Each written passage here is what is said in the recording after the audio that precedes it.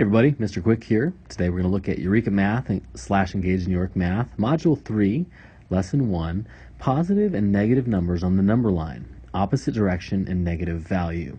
So we're going to start by just reviewing number lines really quick, and then we're going to get into just a couple of concepts. I think this video will be fairly quick, but these are important concepts that we're going to continue to build on. So let's go ahead and get started.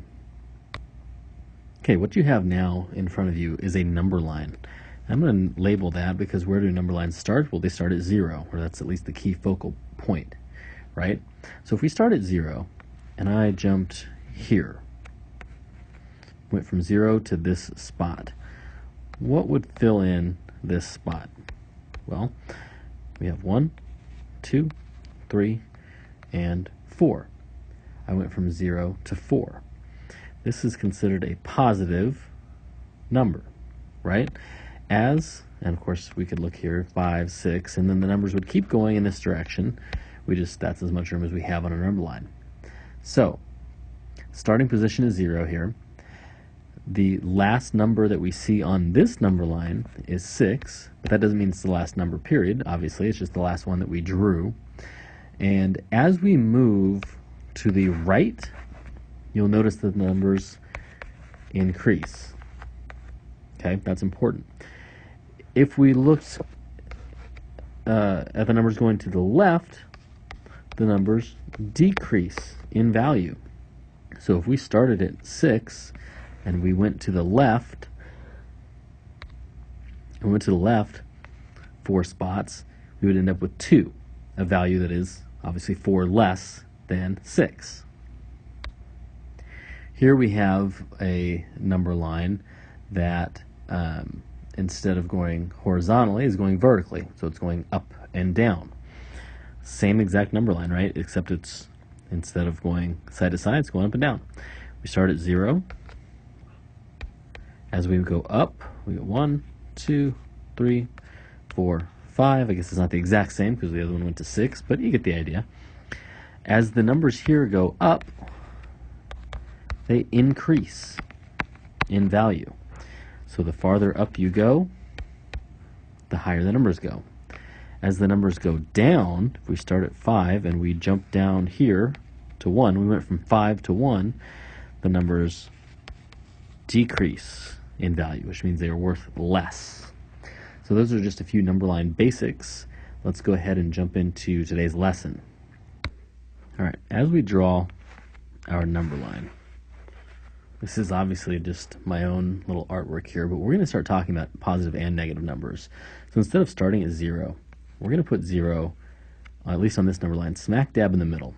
And we know that we can say 1, 2, 3, 4, 5, and these are positive numbers. So we can label the number line very easily. And as the numbers go to the right, they get bigger. As they go to the left, they get smaller.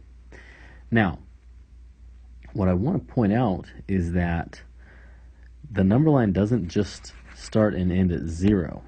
It actually can continue to go to the left, even though you may not have seen that very often before. So we're going to put 1, 2, 3, 4, 5 spots to the left, but now we're going to talk about negative numbers. Negative numbers are the opposites of the positive numbers on the number line. So for example, a positive 1, or just the number 1, goes 1 space to the right from 0. A negative 1, which kind of looks like a minus 1, is 1 spot to the left from 0. So it's the exact same distance away from 0, except it goes to the left, whereas 1 goes to the right. 2, positive 2, is 2 digits away from 0 to the right. Negative 2 is 2 digits away from 0 going to the left. And you can kind of figure out that then this would be negative 3, this would be negative 4, and this would be negative 5. So, given a non-zero number, so we're not talking about 0, any number, we're going to call it A. A could represent any number. On a number line, A and negative A are opposites. Now I say this when A and negative A have 0 right in the middle. So 0 is between A and negative A, and the distance is the same. So now let's say instead of A, let's actually replace that variable, and let's say negative 3 and 3, and the order doesn't matter. Well, I have negative 3 here, I have positive 3 here. 0 is in between the two. To get to 3, we have to go 1, 2, 3 spaces to the right. To get to negative 3, we have to go 1, 2, 3 spaces to the left.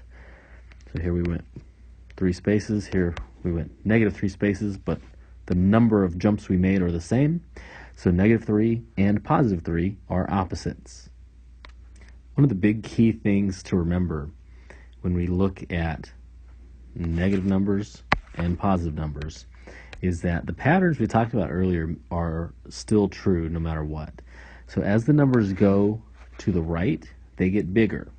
With positive numbers, that's really easy to understand. The number that's the farthest to the right, which is 5, is larger than the numbers that are to the left, right?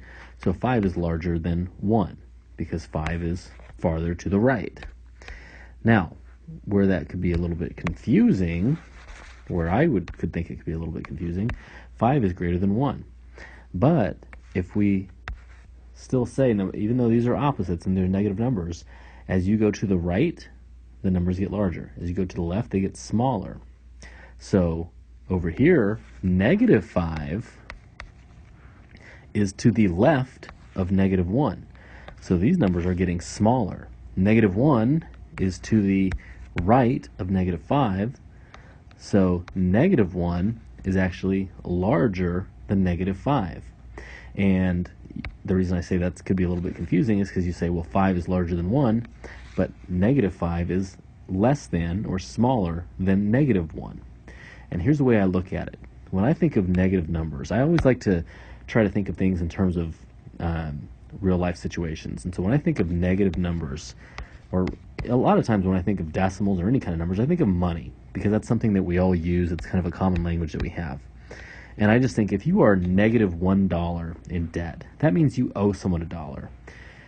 If you have $1 in your pocket, you've got $1. But if you have negative 1, that means you have less than 0. So not only do you have $0 in your pocket, but you actually owe someone $1. Well, you'd rather owe someone $1 than owe someone $5, right? So when it comes to negative numbers, the farther to the left the number goes, the smaller it is.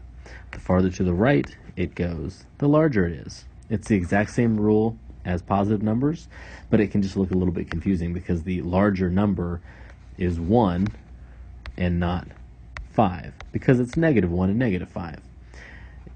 It's the opposite of what you think, is that you think, well, 5 is larger than 1. Well, negative 5 is smaller than negative 1. And for that matter, we can cross the barrier of 0.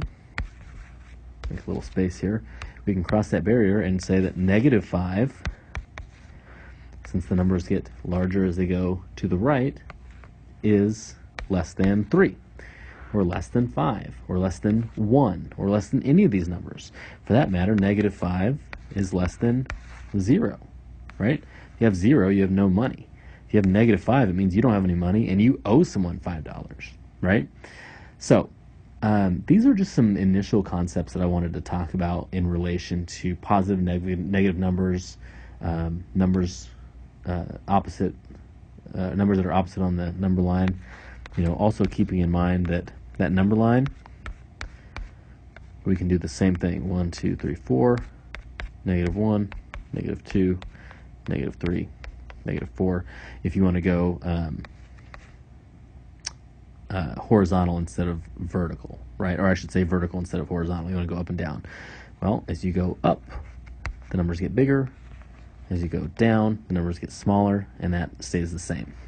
When you draw your number line, I know it's pretty simple, but give yourself a break, do yourself a favor. Do your best to keep these spaces spaced out equally. Make it really easy to label, right? Take a little time, put a little care into it. I'm talking and I'm totally doing the wrong thing here. 1, 2, 3, 4.